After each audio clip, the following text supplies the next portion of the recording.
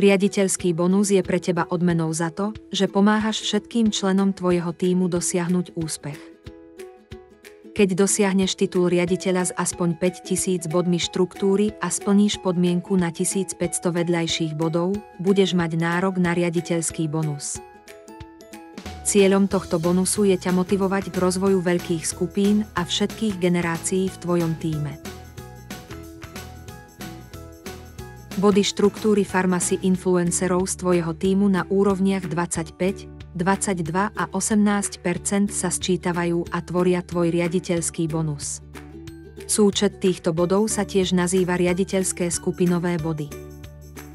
V závislosti od titulu môžeš získať riaditeľský bonus až zo 6 generácií tvojich Pharmacy influencerov na úrovni 25, 22 a 18%.